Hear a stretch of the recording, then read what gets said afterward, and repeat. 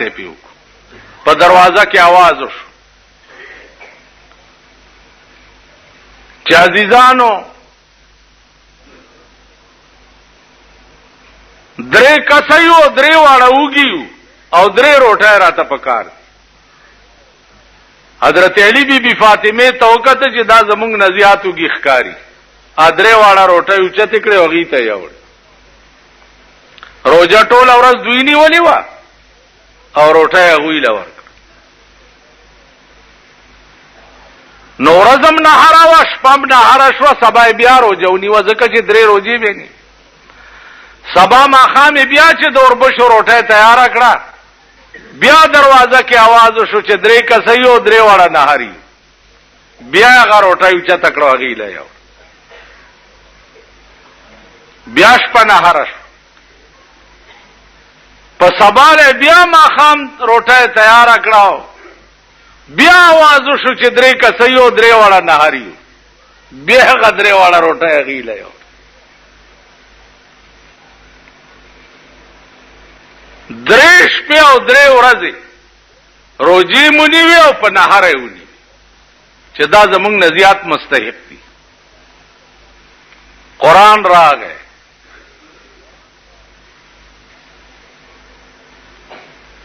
راغی جناب رسول الله صلی الله علیه وسلم ته چې یوفون بالنذر ويخافون یوما کان شره مستطیرا یوفون بالنذر حضرت علی او بی بی فاطمه په نظر باندې وفا وکړه نظر منله او په وفا وکړه دا په نظر وفا ولې وکړه وَيَخَافُونَ يَوْمًا كَانَ شَرُّهُ مُسْتَطِيرًا پدې نظر وفا زکا وکړه چې دا هغه ورځ نه یریدل چې د کوم ورځ شرب په ټوله دنیا باندې خور وي دا قیامت ورځ به وَيَخَافُونَ يَوْمًا كَانَ شَرُّهُ مُسْتَطِيرًا دا غورز شرب په ټوله دنیا باندې خور الله دې امان راکړي اے عزیزان دا سه ورځ به چې یوم یفر المرء من اخیه وصاحبته وبنیه رور بدرور نه لره لره منډه وای مور بد زوی نه منډه وای لور بد مور نه منډه وای اور سڑے بپ منڈی چی یا اللہ خیر کی چرتا ذرا گیر نشما وَيَخَافُونَ يَوْمًا كَانَ شَرُّهُ مُسْتَطِيرًا دا غورز نه یرید چې د کوم ورځ شرب پټوله دنیا باندې خور وي اوس دا کار حضرت علی او بی بی فاطمه ولیوک اسړو ته وای انما نطعمكم لوجه الله لا نريد منكم جزاء ولا شكورا انما نطعمكم لوجه الله او غریبانو مسکینانو دارو ټایم ګره چې مونږ درکړه نو خالص خدای د پارم درکړه لا نريد منكم جزاء ولا شكورا نظر ندات ملرو چې شکریا مادا کا او نظر ندات ملرو چې بدل راکا نبه بدل راکا وي او نبه شکریا ادا کوي انما نطعمكم لوجه الله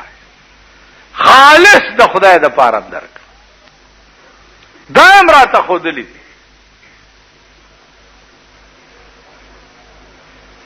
چې تا سره یو شعر راغی او فالتو ده نو مونږ هو چې شی فالتوی چاله ورکو د حضور عادت مبارک داو یو لنګ ولا چاروړو لنګ شلیدل شلیدل او چې د وتړلو یو صحابي راغی یا رسول الله دا لنګ ما تراک اغلاړو بیا زور لنګو تړلو نه وی اغلا ورک صحابه ورته په غوسه شو چې د خدای بنده دا دی ولې تی واغستو دا غلنګ شلیدل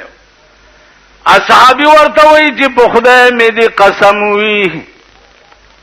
چې ما دا لنګ دې د پاره نه راغسته چې زدا او تړم او یا واغوندم دا د پیغمبر بدن پورې ولګېدو دا بکیدم چې کله زمرشم چې دا زما کفن شي دې د پاره کما کپڑا چې د پیغمبر بدن پورې لګېدلی وي او هغه کپڑا زما کفن شي نو مال به عذاب راځي څنګه د انسان په زندګۍ کې یو کار داسې نشتا چې هغه د اسلامی دفعاتو نه بار دی مثلا اوبس کې نوببا پدرے ساگانوس کې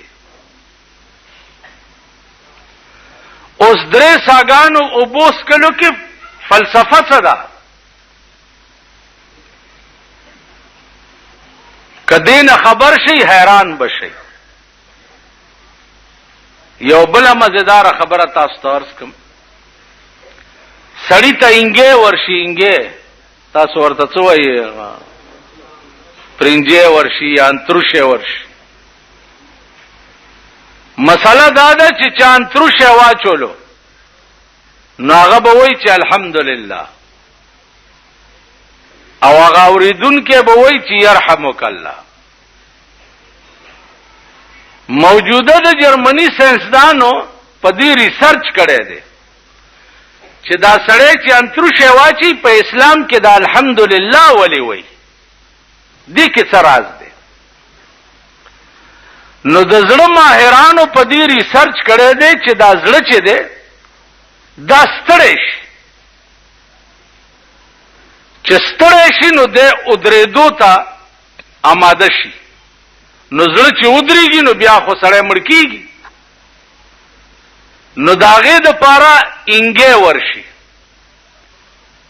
چې انګی ورشي نو هغه انګي سره بیا زړه حرکت وکړي او روان شي نو دی الحمدلله وایي چې خدای شکر دی چې زما اړه دی د ودرېدو نه بچ کو نو اورېدونکی به وایي چې الله دې په تا رحم وکړي چې تا خدای پاک د اړه د ودرېدو نه بچ کو یعنی انګی قدر څه دی چې په هغې کې هم د اسلام دومره لویه فلسفه ده اوس دا اودس وګورئ سړی اودس کوي په اودس کې خپې وینځي لاسونه وینځي مخ وینځي په دې کې څه فلسفه ده خو سړی د خوله کنګال کړي او بس په مانځه دی ودرېږي علما لیکي چې په دې کې فلسفه دا ده چې د یو مانځه نه تر بل مانځه پورې د په دې لاسونو څومره ګناه کړي او د مانځله دی اودس کوي نو د اودس اوبو سره هغه ګناه د دې لاسونو نه اورجي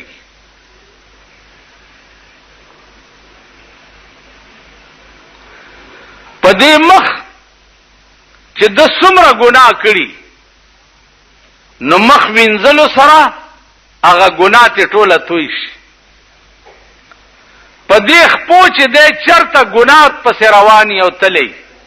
نو خپو وینځلو سره د خپو نه ګناه لري شي د سر مسې سره که په دې سر کې د څه غلط تصورات کړي نو خالی اللون لاس په سر راخکو سره الله د سر نه ورته هغه ګناه لري دا د دنیا فائدہ ده او د آخرت فائدہ دا ده چې د قیامت په ورځ به منځګزار سړی چې د حشر په میدان کې ولاړي نو د ده د اودس اندامونه چې دي مخ او سر او لاس او خپې دا به د سورلسمې د سپوږمۍ غوندې پړق وهي او دنیا به تماشا کوي چې دا څوک دي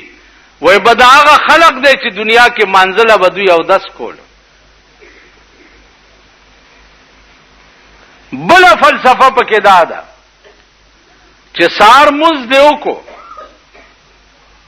او بیا د ماسپخین منزله د تیارې وکړو نو چې د ماسپخین مز دی وکړو نو دا یقین وګڼه چې د سار مز دی خدای قبول کړو نو ځکه د ماسپخین د مز توفیق درکړو ماسپخین دی وکړو د مازیګر د مانزه تیارې دی وکړو چې مازیګر مز دی وکړو نو دا یقین وګڼه چې د ماسپخین مز دی خدای قبول کړو دغه سه د ماخام والا حدیث کې راځي چانه چې د مازیګر منځ قضا شو نو د دې دومره لویه ګناه ده لکه چې د ټول کور وران شو بال بچ تبا شو او سیله پراله او د دوهای ملنګ پاتې شو یو د مازیګر منځ قضا کېدو باندې نور مانځنه بل مانځه پورې چې الله توفیق درکې نو دا یقین وګڼه چې خدای دې دا منځونه قبول کړه بیا عزیزانو حدیث کې دام راځي چې 8.5 ورځ درې منځونه کوي دوه کوي درې نه کوي څلور کوي یو نه کوي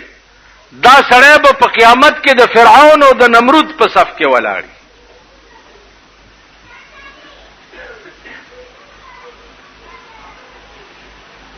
نو د اسلام په عرشی کې یو خاص راز دی نن مسلمان قوم دا ټول شعائر د اسلام چې دی هغه خپل لاندې پېمال کړي